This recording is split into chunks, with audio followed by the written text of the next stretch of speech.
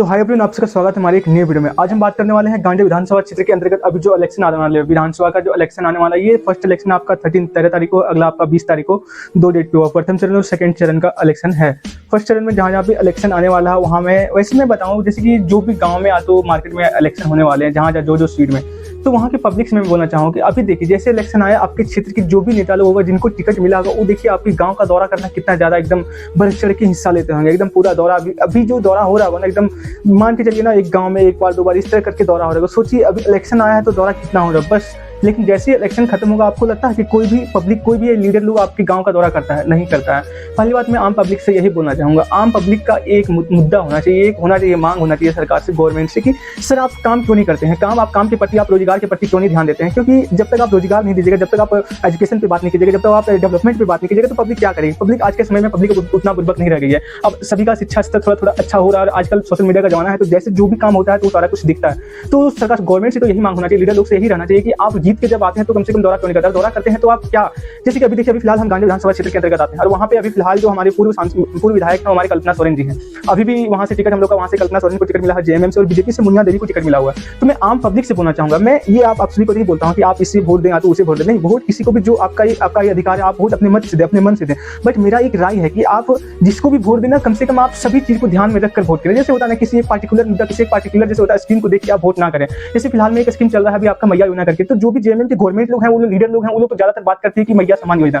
तो मैं आम पब्लिक से भी ये बोलना चाहूंगा, ठीक है, मानते हैं मैया समान योजना बहुत अच्छा बात है, महिलाओं के लिए बहुत अच्छा कदम है, बट गवर्नमेंट को ये भी तो चाहिए कि ना, तो आप तो 19 में आए थे, तो आप ये स्कीम को आप इलेक्शन के टाइम में ही क्यों लेके आए? क्यों आप इस स्कीम को आप उस टाइम भी तो लेके आ सकते थे ना? इससे सभी पब्लिक को ज्यादा प्रॉफिट होता है, ज्यादा समझ सकते हैं आप। अगर आपकी कुछ काम करने की मनसा ही था तो आप थोड़े से टाइम से पहले, आप जब आए थे, चुन के इलेक्टेड होकर आए थे, उस टाइम से आप स्कीम को देते तो पब्लिक को अच्छा खासा प्रॉफिट भी होता। अब सोच के देखिए, इलेक्शन सिर पे है, आप एक स्कीम कर रहे हैं कि हाँ मैया समान योजना 1000, तो एक दो किस्त, शायद 2 किस्त आ भी चुका है, हो सकता है तीसरा किस्त भी आने वाला है। और इसमें अभी थोड़ा सा एक बात चल रहा है कि बोल रहे हैं कि नहीं, इसका पैसा बढ़ाया जाएगा। जैसे अभी फिलहाल के लिए 1000 दिया जा रहा है, तो ये बोल रहे हैं कि इसमें पैसा बढ़ा के 25 मतलब 100 किया जाएगा, 2500 रुपया किया जाएगा। तो ये पब्लिक को, आप महिलाओं को रिझाने वाली बात क्यों करते हैं? मतलब अब मैं आम महिलाओं से भी बोलना चाहूंगा कि आपके पास बस एक यही मुद्दा नहीं होना चाहिए, क्योंकि आपको अगर 1000 देके कोई भी नेता, कोई लीडर लोग अगर अपने पक्ष में कर लेता है तो ये बहुत गलत बात है, ऐसा नहीं होना चाहिए। क्योंकि आप 1000 लेके किसी को, अगर किसी के पक्ष में अगर इलेक्टेड वोट मारे, तो सोच रहे हैं आप 5 साल के लिए किसी नेता के हाथ में अपना पूरा, समझिए, जो भी आपका स्टेट का जो भी सारा कुछ काम, जो भी आपका डेवलप, जो भी है सारा कुछ उसके हाथों में सौंप रहे हैं। तो कुछ भी आप कदम उठाने से पहले आप 1000 बार सोचिए, क्योंकि बस 1000 से कुछ होने वाला नहीं है। सोचिए आपके घर में बच्चे लोग होंगे, अरे रोजगार की बात क्यों नहीं करते हैं? बस पैसे की बात क्यों करते हैं? 1000 से क्या हो जाने वाला है? सोचिए, देखिए, बाय द वे, अगर आपको इससे पहले 1000 नहीं मिला था तो क्या नहीं चल रहा था? क्या चल रहा था ना? हाँ चल रहा था। बट वही है, अगर आपके घर में जो भी बच्चे लोग होंगे, आखिर पढ़ाई करते हैं, तो अरे भैया पढ़ाई क्यों करते हैं? बट जॉब, रोजगार मिलना चाहिए, जॉब ही। अब सोचिए 2019 में जब सरकार आई थी तो उन्होंने 5 लाख रोजगार की बात की थी, 5 लाख नौकरियां देंगे। भैया नौकरी कहाँ चल गया? क्यों नहीं? अरे मैं क्या बताऊं यार, एक सारा सीजीएल का भर्ती था 2016 का भर्ती, अभी 24 में आके कैंसिल हुआ है, कैंसिल भी नहीं हुआ है, अभी गवर्नमेंट कैंसिल भी नहीं कर रही है। सोचिए पेपर लीक हुआ, उसके बाद भी गवर्नमेंट कैंसिल नहीं कर रही है, जो कि अभी फिलहाल केस चल रहा है, हाईकोर्ट में केस चल रहा है। हाईकोर्ट वाले जेएसएससी को भी बोल चुके हैं कि हाँ आप सबूत दीजिए, नहीं तो आप इसको कैंसिल करिए। लेकिन अभी तक जेएसएससी वाले कुछ, मतलब ना तो कुछ है ही नहीं, अभी तक कुछ पता नहीं चला कि मतलब एग्जाम कैंसिल हुआ या नहीं हुआ। तो सोच के देखिए, क्या आपका राय क्या होता है? आप क्या सोचते हैं? मतलब अगर कोई एग्जाम कराते, कोई कंडक्ट कराते, तो आम स्टूडेंट के प्रति कुछ सोचते हैं कि नहीं सोचते हैं? सोचते हैं तो आपका कुछ रिएक्शन कहाँ दिखता है?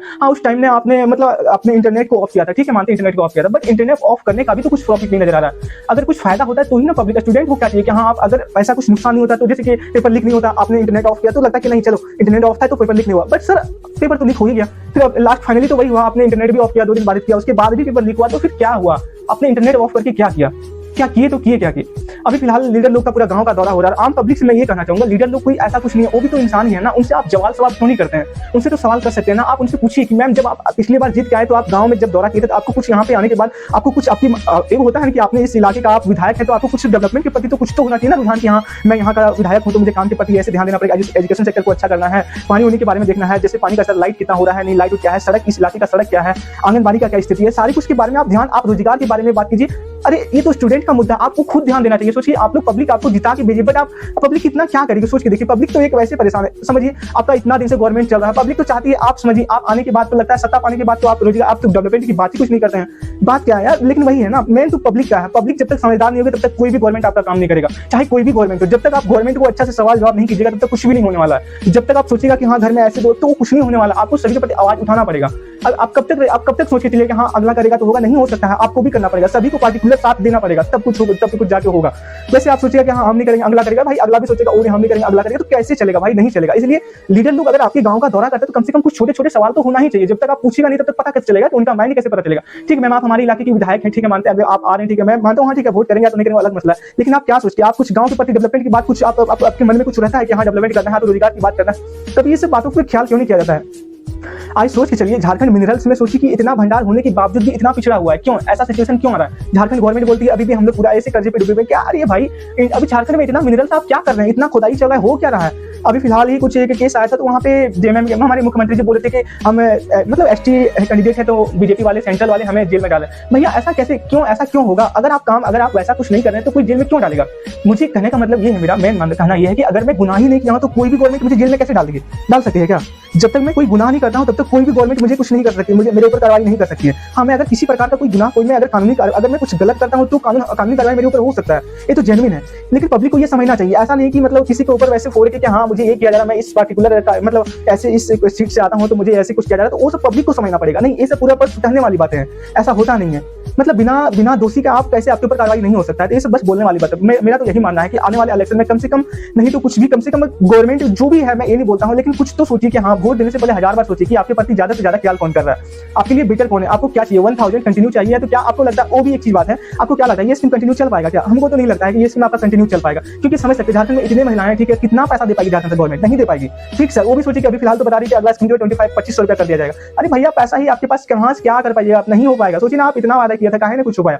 और ठीक है आपको पैसा देने की आपकी अच्छी आई है, आप मतलब महिलाओं को अगर आप 2500 रुपया दे रहे हैं तो बहुत अच्छी बात है। तो आपने जब इलेक्शन आया था उससे पहले क्यों नहीं, जैसे कि 2019 में जब आप जैसे जीत के आए तो उस टाइम इस स्कीम को लाने के लिए आप कहीं नहीं सोचे कि हाँ उस टाइम ही स्कीम को लाते। कम से कम अभी तक जो भी है महिलाओं को कम से कम 5 साल के लिए तो फायदा मिलता है ना, जो भी पैसा मिलता है आप जो भी देना चाह रहे थे, लेकिन ऐसा नहीं हुआ। सोचिए इलेक्शन के 2 मंथ पहले आपने ये स्कीम को लॉन्च किया, अभी सारी को दे रहे हैं। तो इससे बस साफ तो यही दिखता है ना कि पब्लिक को डायरेक्ट हाथ तो मतलब हैंड टू हैंड जो होता है ना, जैसे इलेक्शन के टाइम में हैंड टू हैंड पैसा दिया जाता था, जैसे वोटिंग के लिए कि हाँ भैया आप ऐसे करो ऐसे करो, तो ये डायरेक्ट तो समझ ना, डायरेक्ट अकाउंट में ट्रांसफर हो रहा है। हाँ ऐसे इतना पैसा देकर आप डायरेक्ट महिलाओं को अपनी तरफ खींचने की कोशिश कर रहे हैं। तो ये पब्लिक को सोचने वाली बात है कि आप सोचिए कि हाँ क्या बात है, ऐसा क्यों, इससे पहले क्यों नहीं हुआ, अभी ऐसा क्यों हो रहा है। तो वोट देने से पहले आप 1000 बार सोचिए। मेरा तो फाइनली वही बोलना है कि मैं किसी पार्टी के बारे में नहीं बोल रहा हूँ कि आप इस पार्टी को वोट दीजिए, बट आपके लिए, आपके आने वाले फ्यूचर, आपके बच्चे के लिए, बच्चे के फ्यूचर के लिए क्या बेहतर होगा वो सोच के आप वोट कीजिए। ना कि आप ये मैया समान योजना 1000 को देखते हुए आप किसी भी गवर्नमेंट को आप वोट कर दिए। नहीं, चाहे कोई भी पार्टी को लाइए, लेकिन पार्टी को देख के लाइए कि आपके बच्चे के प्रति, आपके इलाके का डेवलपमेंट के प्रति, एजुकेशन का स्तर क्या है, घर में जैसे बिजली का क्या स्तर है, बिजली कितना घंटा दिया जाता है, आपके इलाके में एजुकेशन कैसा है, स्कूल कैसे हैं। तो इस सब सारी चीज को देखते हुए आप मतलब इस बार का वोट करें, क्योंकि 5 साल में एक बार वोट देने का मौका मिलता है। इसके बाद सोच के देखिए, अभी तो आपके इलाके में नेता भी लोग आ रहे हैं ना, जैसे इलेक्शन खत्म होगा ना, जैसे 23 तारीख को काउंटिंग मतलब रिजल्ट है इसका, उसके बाद तो मतलब अरे 100% भैया फिक्स है, कोई भी नेता देखने के लिए नहीं आएगा। वो तो बस हो गया, बस इलेक्शन आपका एक वोट चाहिए, वोट देने के बाद कोई भी नेता गांव का दौरा करने के लिए नहीं आता, ये तो 100% कंफर्म है। तो ऐसा नेता अगर आए तब तो बहुत बेटर है, पब्लिक के लिए तो बहुत ही अच्छा आए तो, बट आएगा ही नहीं, 100% फिक्स है। इसलिए भैया अगर आप वोटिंग करने के लिए, अगर आप न्यू कैंडिडेट आते, जो भी कैंडिडेट आप वोटिंग करने से पहले 1000 बार सोचिए कि हमें वोट किसको करना है। ना कि हम आप सभी महिलाओं से भी कहना चाहते हैं कि आप सब वोट करें, ठीक है मानते हैं, बट आप 1000 को देख के वोट ना करें, क्योंकि आपके बच्चे लोग का भविष्य आप लोग के ही हाथों में है। क्योंकि आप अगर एक वोट आपका देने से समझ सकते हैं गवर्नमेंट चेंज या तो कुछ भी ऐसे हो सकते हैं, कोई भी गवर्नमेंट आ सकती है तो वो जा सकती है। तो वोट देने से पहले 1000 बार सोचें किसको वोट देने से जैसे कि जो भी है। चलिए भैया वीडियो अच्छा लगा तो वीडियो को लाइक करें, चैनल पर जितना ज्यादा से ज्यादा उसके सब्सक्राइब है। ठीक है, मिलते हैं फिर अगले वीडियो पे।